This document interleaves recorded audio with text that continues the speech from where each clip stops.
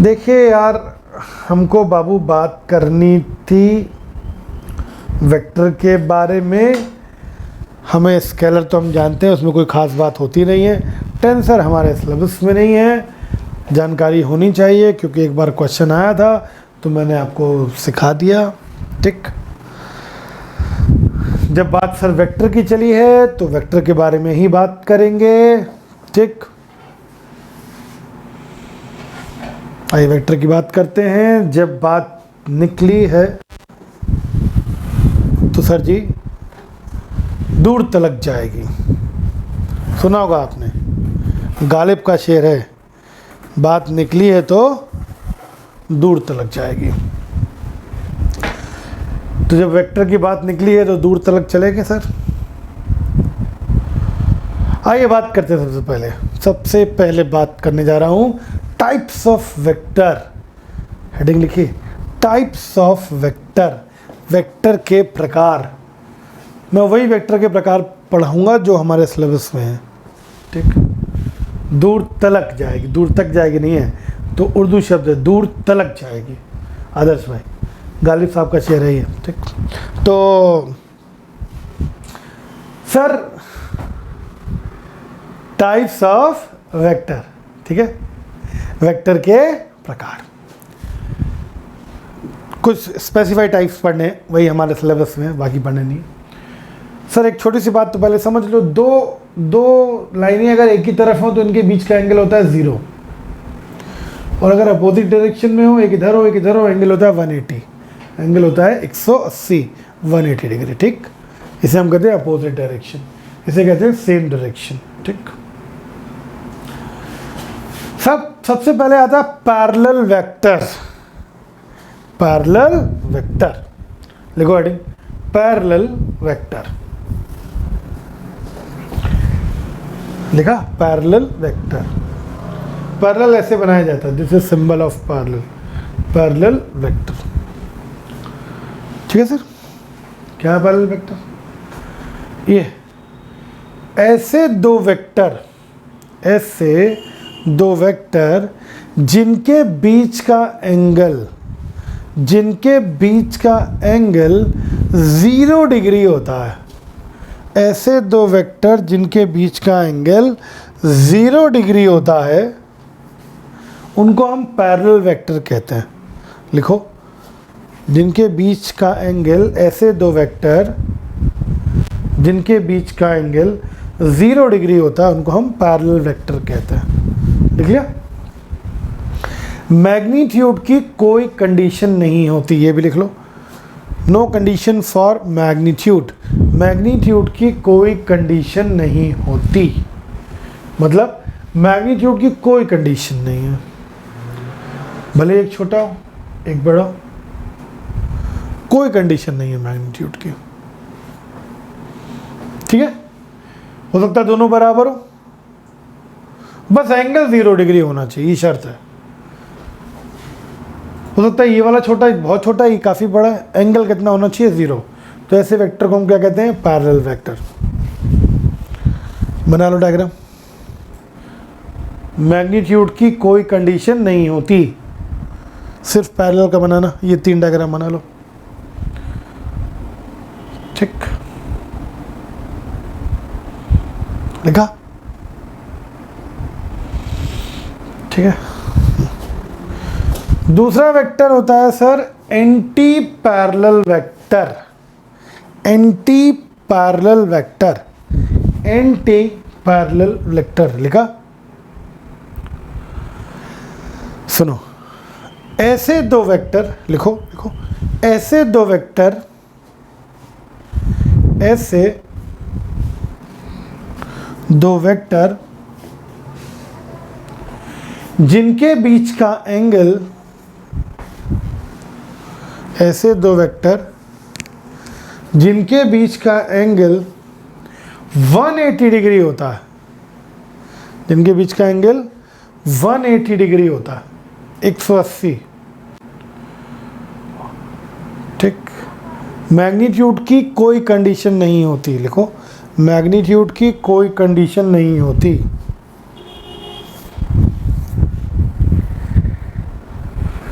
ठीक, मैग्नीट्यूड की कोई कंडीशन नहीं होती।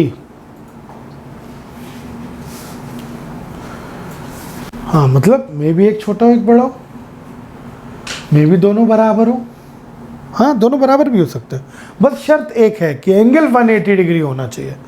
Angle should be 180 degree. मे भी ऊपर वाला बड़ा है नीचे वाला छोटा, उससे फर्क नहीं पड़ता। एंटी पैरेलल की सिर्फ एक शर्त है, एक कंडीशन है, एंगल 180 डिग्री होगा तो वो वेक्टर एंटी पैरेलल होगा। क्लियर? मैग्नीट्यूड की कोई कंडीशन, कोई शर्त यहां पर नहीं होती। ठीक है सर, नोट किया? डायग्राम बना है, एंटी पैरेलल का डायग्राम बना लें आप लोग, बनाते चलें। ये सब चीज़ें सब बड़ी काम आती हैं भाई।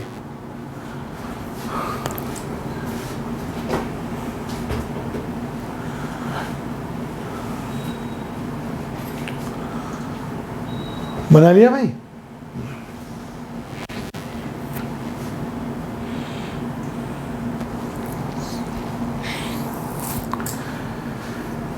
तीसरा है sir opposite vector. Opposite vector, ठीक सर, ऐसे वेक्टर जिनके बीच का एंगल 180 डिग्री हो, ऐसे वेक्टर जिनके बीच का एंगल 180 डिग्री हो और उनके मैग्नीट्यूड भी आपस में सेम हो, बराबर हो। एंगल 180 डिग्री हो और मैग्नीट्यूड भी आपस में इक्वल हो, बराबर हो। मैग्नीट्यूड मतलब ये वेक्टर की लेंथ, लंबाई।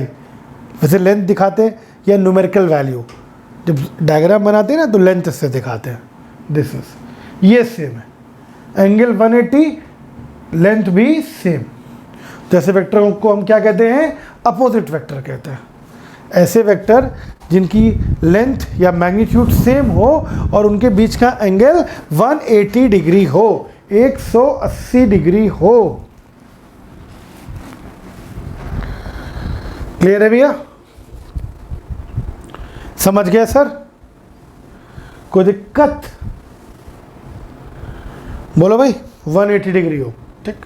तो ऐसे वेक्टर को क्या कहते हैं? ऐसे वेक्टर को कहते हैं अपोजिट वेक्टर। अब सुनो बाबू, मेरी बात सुनो, बात ये सुनो, हम दो स्टेटमेंट बोलेंगे। ये डायग्राम बना लियो भाई, देखो रिपीट कर दे, एंड अपोजिट वाला। ऐसे दो वेक्टर जिनके बीच का एंगल 180 डिग्री हो, 180 डिग्री हो और उनके मैग्नीट्यूड इक्वल हो, मैग्नीट्यूड आपस में सेम हो। और उनके मैग्नीट्यूड कैसे हो? इक्वल हो, बराबर हो। तो ऐसे वेक्टर को क्या कहते हैं सर? Anti opposite vector. ठीक है, मोहम्मद गुलसैफ भाई, क्लियर है? ठीक,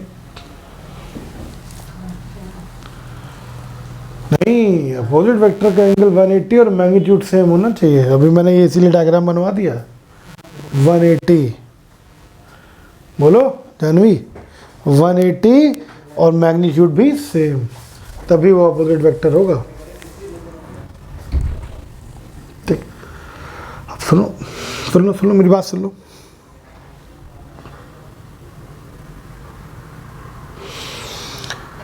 सुनो, अभी सब क्लियर हो जाएगा, तुम बस शांत रहो, सब मैं क्लियर करता चलूंगा। देखो, मैं दो स्टेटमेंट बोल रहा हूं, बताना कौन सा सही कौन सा गलत। तुम मेरे स्टेटमेंट सुनना ध्यान से, पहले सुनो। स्टेटमेंट नंबर पहला, ये क्वेश्चन जो है ये तुम्हारे एम्स की रीजनिंग और असर्शन में आया था, मैं यही बोला करता था और यही आ गया एग्जाम में। सुनो, पहला स्टेटमेंट है, ऑल द एंटी पैरेलल, जितने भी एंटी पैरेलल वेक्टर होते हैं सब अपोजिट होते हैं। पहला स्टेटमेंट फिर से सुनो, all the anti parallel are opposite. ठीक, दूसरा स्टेटमेंट सुनो, all the opposite are anti parallel, जितने भी अपोजिट है सब एंटी पैरेलल है। अब बताओ कौन सा सही कौन सा गलत।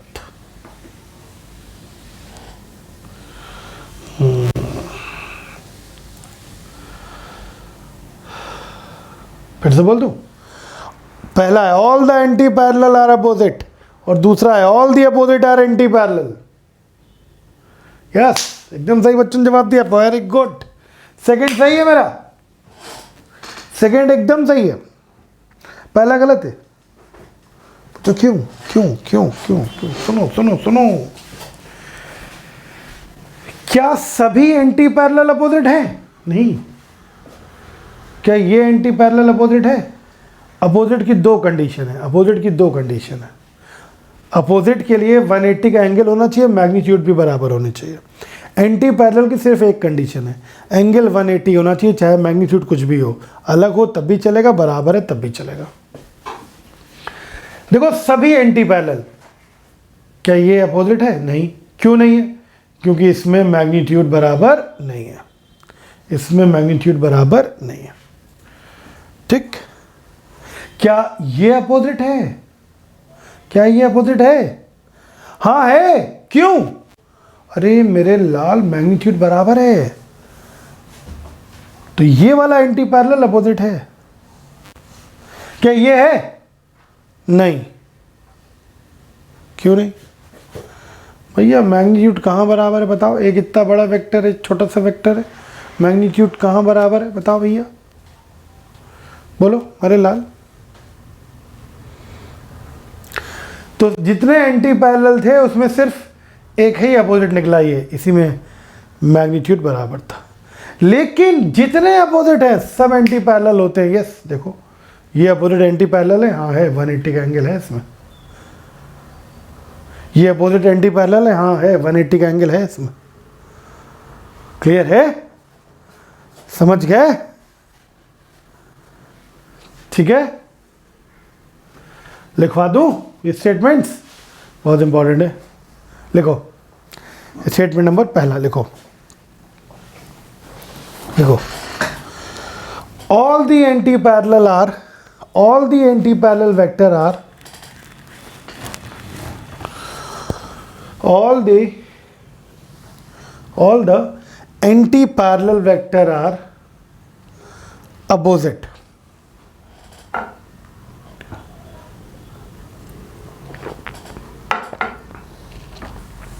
सभी एंटी पैरेलल अपोजिट होते हैं। वहां लिख लो फॉल्स, गलत है ये, लिख लिया।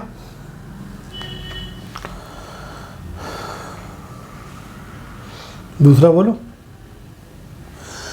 All the opposite vector are anti parallel, all the opposite vector are anti parallel. जितने भी अपोजिट वेक्टर हैं सब एंटी पैरेलल है। All the opposite vector are, all the opposite vector are anti parallel. जितने अपोजिट है सारे के सारे कैसे हैं? एंटी पैरेलल है। ये सही है? यस, एकदम ट्रू, ये एकदम सही है। जितने अपोजिट होते हैं सब एंटी पैरेलल होते हैं, लेकिन सभी एंटी पैरेलल अपोजिट नहीं होते। ठीक है सर, क्लियर है? ठीक है, कोई दिक्कत? समझ में आ गया? चलिए, उसके बाद कुछ चीज़ें और हैं बाबू। एक होता है unit vector, unit vector. Unit vector क्या होता है? यूनिट वेक्टर वो वेक्टर होता है जिसका मैग्नीट्यूड 1 हो। ऐसा वेक्टर जिसका मैग्नीट्यूड कितना हो भैया? 1 हो, उसको हम क्या कहते हैं? यूनिट वेक्टर कहते हैं। ऐसा वेक्टर जिसका मैग्नीट्यूड, लिख लो, that vector which have magnitude 1, ऐसा वेक्टर जिसका मैग्नीट्यूड कितना हो 1, उसको सर क्या कहा जाता है? Unit vector. जैसे कि अगर फोर्स है तो 1 न्यूटन हो, फोर्स है तो 1 न्यूटन हो, वेलोसिटी है तो 1 मीटर पर सेकेंड हो, वेलोसिटी है तो 1 मीटर पर सेकेंड हो।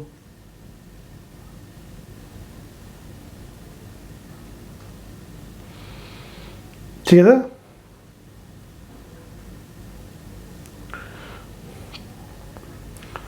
उसको हम क्या कहते हैं? यूनिट वेक्टर कहते हैं, जिसका मैग्नीट्यूड कितना होता है 1।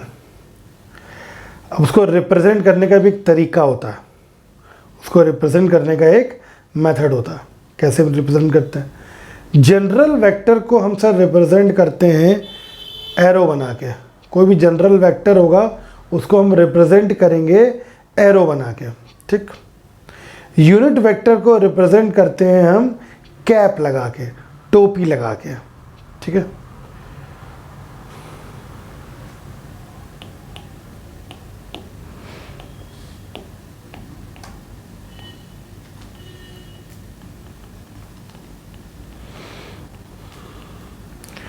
जनरल वेक्टर ऐसे रिप्रेजेंट करे जाते हैं, और अगर ये यूनिट होता तो इसको हम ऐसे रिप्रेजेंट करते हैं, ए कैप, ए कैप। ठीक। Danger Ashmit Pratap, unit vector repeat करना है कि क्या रिपीट करना है? वो हमने कर दिया। हाँ, हो गया हो गया। मैंने रिपीट कर दिया ना। आई थिंक ये अभी ये और अभी का है। यूनिट वेक्टर रिपीट करना है ना। तो यूनिट वेक्टर यार कि ऐसे वेक्टर जिनका मैग्नीट्यूड बेटा 1 हो। ठीक है। अब इसका मैग्नीट्यूड अगर निकालोगे, न्यूमेरिकल वैल्यू निकालोगे, तो अगर फोर्स होगा तो 1 न्यूटन होगा किसी भी यूनिट में, SI MKS उसी हिसाब से। वेलोसिटी होगी तो 1 मीटर पर सेकंड स्क्वायर होगी, एक्सेलरेशन होगा तो 1 मीटर पर सेकंड स्क्वायर होगा। ठीक है। 1 हो, उसको यूनिट वेक्टर कहते हैं। ठीक, ठीक है सर। हाँ, यूनिट वेक्टर सर अभी फिर काम आएगा, फिर दोबारा हम इस पर आएंगे। अभी सिर्फ ये समझ लीजिए जिनका मैग्नीट्यूड 1 होता है, दोबारा फिर से आएंगे। ठीक है। तो फिर और डिटेल चलेंगे इसमें। एक वेक्टर होता है सर ऑर्थोगोनल वेक्टर, ऑर्थोगोनल। ठीक। ऑर्थोगोनल क्या होता है? ऐसे वेक्टर जिनके बीच का एंगल 90 डिग्री। अभी नीट ने 2 साल पहले क्वेश्चन दे दिया, और उस क्वेश्चन में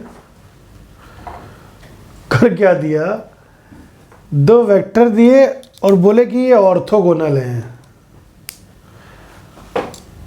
अब आप सोचो, जिसको ऑर्थोगोनल नहीं पता होगा वो तो क्वेश्चन कर ही नहीं पाएगा,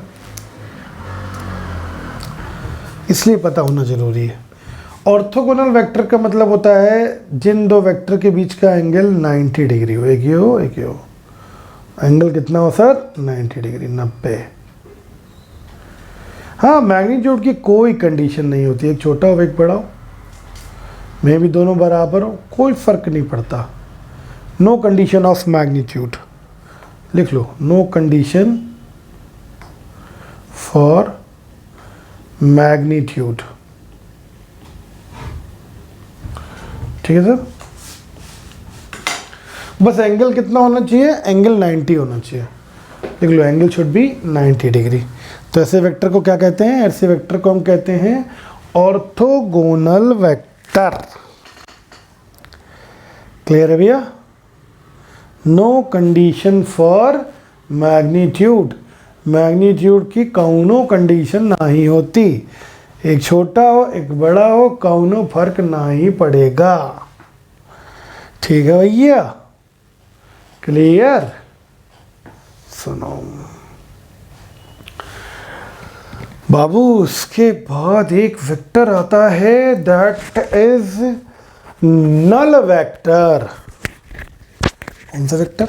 नल वेक्टर। ठीक। ई का होवे भैया नल वेक्टर। सुनो भैया, सुन लो भैया बातें। नल वेक्टर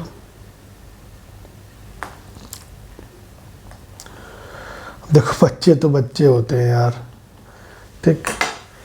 क्या बताऊँ, कई बार मेरे से ऐसे बच्चे बेचारे, हमारे यहाँ कोचिंग में ज़्यादातर गाँव के बच्चे बहुत होते हैं, कोई बहुत पिछड़े एरिया से है, अब 12th में पढ़ा ही नहीं फिर भी पास हो गया किसी तरीके से जुगाड़ फुगाड़ करके, ऐसे बच्चे होते हैं। पढ़ते हैं कुछ बहुत मेहनत करके, कुछ सेलेक्ट भी होते हैं, ऐसा नहीं है उनमें से, ठीक। तो सर जी मैं आपको बताऊं उसमें कि तो जो बच्चे होते हैं, एक बार ऐसे पढ़ा रहा था, मैंने बच्चे से पूछा कि नल वेक्टर जानते हो, तो हम जानते हो नल वेक्टर? हाँ। और बच्चा पढ़ा बेचारा नहीं होगा 12th में, तो उसने क्या किया, उसने, मैंने पूछा उसे नल वेक्टर बताओ, तो नल वेक्टर, मैंने कहा अच्छा बताओ नल वेक्टर। और सोचता रहा, अब दिमाग उसने क्या लगाया, थोड़ी देर बाद हमसे बोला सर जी नल वेक्टर वो वेक्टर होता है जो नल से निकले। नल से निकले, अब नल से तो पानी निकलता। अब ये बच्चा है, अब ये बच्चे ने सोचो बताया नल वेक्टर वो वेक्टर जो नल से निकले। अरे ऐसा कहाँ होता है भैया, नल से तो पानी निकलता। लेकिन मुझे बच्चे की सोच पे बच्चे ने क्या दिमाग लगाया भाई साहब, इसका मतलब वो लड़का ब्रेन तो रखता था, ठीक। मैं बताता हूँ नल वेक्टर होता क्या। नल वेक्टर होता है zero vector, zero vector, zero vector, zero vector. अब कहोगे जीरो वेक्टर, जीरो, जीरो मतलब कुछ है ही नहीं। अरे जीरो का क्या मतलब होता है, जीरो का मतलब कुछ है ही नहीं। जीरो, तुम्हारे पास 0 रुपया, इसका मतलब एको पैसा नहीं है। बोलो भाई, 0 रुपया, इसका मतलब एको पैसा नहीं है सर। हमसे एक बच्चे ने कहा कि सर अगर 0 है, जब है ही नहीं तो उसकी डायरेक्शन क्या। अब कुछ चीज़ है ही नहीं तो उसकी डायरेक्शन क्या, कुछ हो तो डायरेक्शन होगी भी। अब वो तो कोई चीज़ है ही नहीं, कोई चीज़ 0 है तो फिर वो वेक्टर कैसे, क्या जरूरत है उसकी, वो वेक्टर कैसे हो सकता है जब है ही नहीं।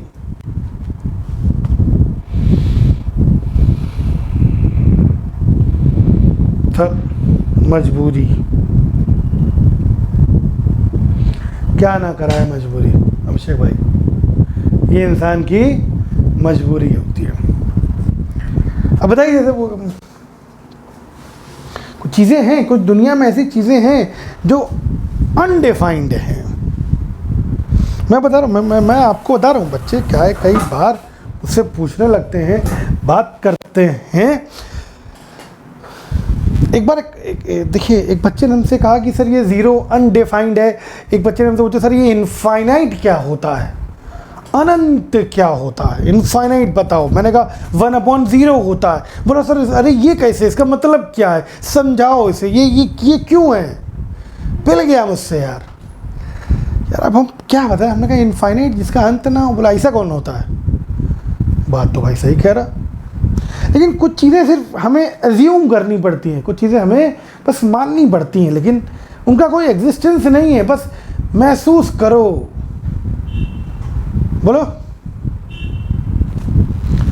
मैंने कहा मैंने जो बच्चा मुझसे बोला नहीं इनफाइनाइट समझाओ और ये बताओ 0 वेक्टर समझाओ, ये सब चीज़ें बताओ जरा। इनफाइनाइट कहे जाते हो, बार बार इनफाइनाइट कहते रहते हो, 1/0 इनफाइनाइट होता है, लेकिन ये समझाओ तो सही ये क्या है। समझाया नहीं जा सकता, कुछ चीज़ें अनडिफाइंड है। फील कर सकते हो। मोहब्बत, मोहब्बत समझा सकते हो अभिषेक भाई, मोहब्बत क्या चीज़ होती है। You can't. दर्द, दर्द पहले से है ज़्यादा। समझा सकते हो दर्द क्या होता है। नहीं, अरे यार बहुत से ऐसे लोगों ने कहा उनसे तुम लोग क्वेश्चन नहीं पूछे, हमसे पूछने लगे क्वेश्चन आके। बहुत पहले एक अपने बहुत हिट सुपर हिट वो थे लक्ष्मीकांत प्यारेलाल जी थे, म्यूज़िक डायरेक्टर थे सर, और कंपोज़र शायद कोई है इस गाने का, लता मंगेशकर जी का गाना है साहब। अगर हम कहें एक्सप्लेनेशन दे दो, घंटा नहीं समझा पाओगे तुम उसको। सुना पता है? अवॉर्डेड गाना है, अवार्ड मिला था इस गाने को। गाना है सर अभिषेक भाई, हमने देखी है उन आँखों की महकती खुशबू, इसको छूकर रिश्तों का इल्ज़ाम न दो, प्यार को प्यार रहने दो, पता नहीं काहे का नाम न दो। हमने देखी है उन आँखों की महकती खुशबू। डेंजर अस्मित प्रताप, ये गाना गलत है, ये गाना गलत है। वहां नहीं पूछा तुम लोगों ने जाके हमसे पूछने लगते आगे। हमने देखी है उन आंखों की महकती खुशबू, साफ गाना होना चाहिए हमने सूंघी है उन आंखों की महकती खुशबू। बोलिए, खुशबू को कोई देख सकता है क्या? और वो भी आंखों की। आंखों में परफ्यूम डालो, आंखें फूट और जाएंगे यार। बोलो भाई, परफ्यूम तो कपड़ों में डालते हैं, डिओ डालते हैं भैया, वो कैसे यार, ये कैसे कैसी बात हो गई? हमने देखी उन आंखों की महकती खुशबू, और इसको नेशनल अवार्ड मिल गया इस गाने को। वहाँ तो कोई नहीं पूछ रहा, हमसे पूछने चले जाते इनफाइनाइट क्या है, नल फैक्टर क्या है, सर फील है, समझे साहब? हम बता रहे नल वेक्टर क्या है। नल वेक्टर समझो, मजबूरी है। नल वेक्टर कोई चीज़ नहीं, जब जीरो है तो डायरेक्शन कहाँ से होगी उसकी? तो पहले ही बता दें, we can not define the direction of null vector. Null vector की कोई डायरेक्शन डिफाइन नहीं है। नल वेक्टर हमारी मजबूरी है। क्या मजबूरी है? सुनो बात को, समझो बात को सर, इंपॉर्टेंट बात है। ठीक, बताता हूँ, सुनिए, समझिएगा बात को साहब। जैसे मैंने देखा बड़े बड़े एक से एक दुनिया में अभिषेक लोग पढ़े। अगर तुम कभी डिस्कवरी चैनल देखो, एक से एक राजा महाराजा है, बड़े शौकीन टाइप के, बड़े अजीब अजीब शौक होते हैं सब यार। जैसे साहब मैंने सुना था, डिस्कवरी चैनल में एक बार देख रहा था, एक राजा था, उसको शौक था डेली नए मोजे पहनने का। अब बताओ, ये कोई शौक है? कभी झांसी साइड गए? झांसी साइड गए हो? झांसी साइड में एक जगह है, शीश महल है, शीश महल। और वो भी शीश महल पता है किससे बना है? बोतलों से। हाँ, कौन वाली बोतल? वही खंबे वाली, यस। बोतलों से उसने बताइए महल बनवा दिया था। बताइए कि शौक है। देखिए आप, पूरी बोतल पहले पी होगी, फिर महल बनवाया होगा। बोलो, शौक है रईस लोग, शौक है। अपनी ये इसमें अपनी ओशिका शुक्ला जी बैठी हुई है सर। वो ओशिका शुक्ला जी के बारे में शायद आप लोग नहीं जानते होंगे। ये बहुत रईस परिवार को बिलोंग करती हैं, जो ऐसे पढ़ रही हैं यहाँ पर। ये राजा महाराजाओं के ख़ानदान की हैं। इनके पापा जो हैं वो राजा हुआ करते थे, बाबा जी। अब थोड़ा मामला गड़बड़ा गया। अब जो बहुत रईस है उनके भी शौक होते हैं। वो ओशिका शुक्ला जी के भी शौक है। तो मान लो सर, इनको शौक है बकरी पालने का, ठीक? इनको शौक है बकरी पालने का, शौक है सर, ठीक? अब इनके पास मान लो 3 बकरियां हैं। अब राजागिरी तो रही नहीं, तो थोड़ी सी पोजीशन डाउन है, तो 3 बकरियां हैं। इनका बर्थडे आया,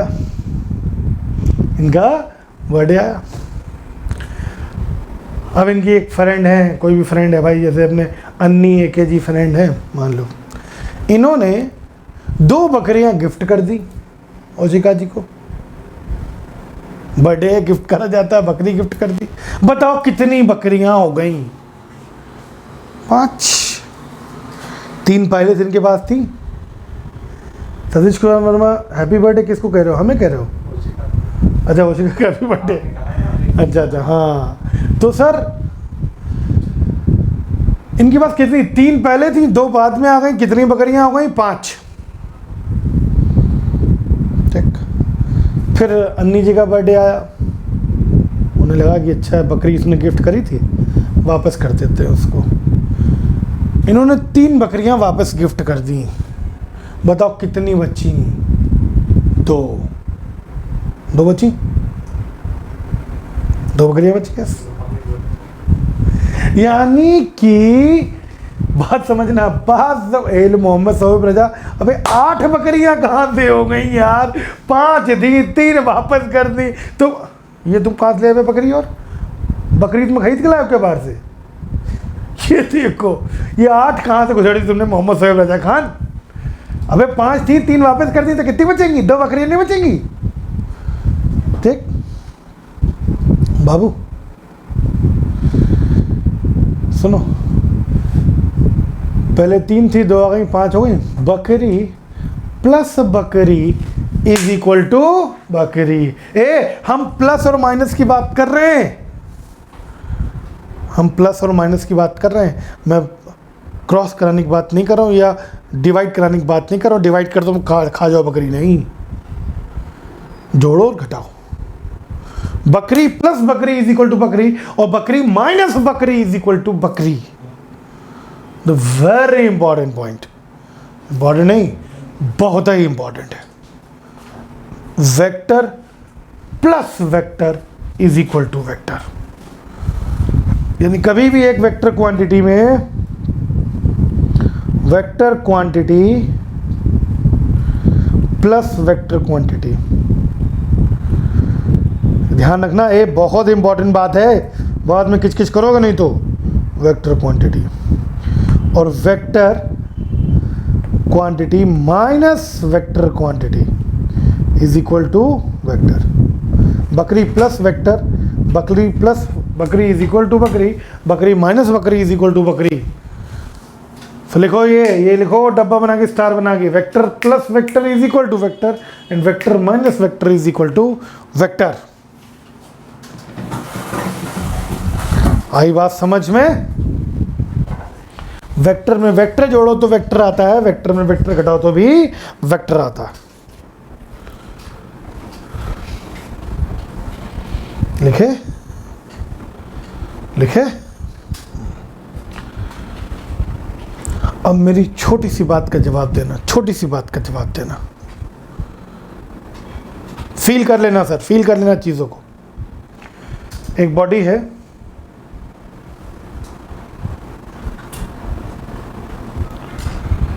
ठीक, 5 न्यूटन का फोर्स अन्नी भाई लगा रहे हैं, 5 न्यूटन का फोर्स दीपक वर्मा जी लगा रहे हैं। ये भी वेक्टर है, ये भी वेक्टर है। रिजल्टेंट बोलो, रिजल्टेंट बोलो। 0 होगा, और कैसा होगा? वेक्टर होगा। बोला होगा 0 वेक्टर, लिखना पड़ेगा ना, क्योंकि वेक्टर में वेक्टर घटाओ वेक्टर आता है, वेक्टर में वेक्टर जोड़ो वेक्टर, वेक्टर में वेक्टर घटाओ वेक्टर। बोलो आ गया 0 वेक्टर। मजबूरी थी, क्या करते क्या करते, मजबूरी थी। क्लियर है भैया? समझ गए? इसलिए 0 वेक्टर डिफाइन करना पड़ता है, इसलिए 0 वेक्टर की जरूरत पड़ती है हम लोगों को, इसलिए हम नल वेक्टर डिफाइन करते हैं। ठीक है? अगर कोई डायरेक्शन पूछे तो we can not define the direction. अबे डायरेक्शन जब कुछ है ही नहीं तो डायरेक्शन कहाँ से बता दोगे? We can not define the direction, direction define नहीं करी जा सकती। We can not find the, या वी कैन नॉट डिफाइन, परिभाषित ही नहीं कर सकते, define the direction of 0 vector. हम लोग 0 वेक्टर की डायरेक्शन को we can not define the direction of 0 vector. 0 vector की डायरेक्शन को डिफाइन नहीं किया जा सकता। 0 वेक्टर लिखना मजबूरी है, क्योंकि वेक्टर में वेक्टर घटाओ तो वेक्टर आना चाहिए। कोई दिक्कत, कोई शक? कोई सवाल?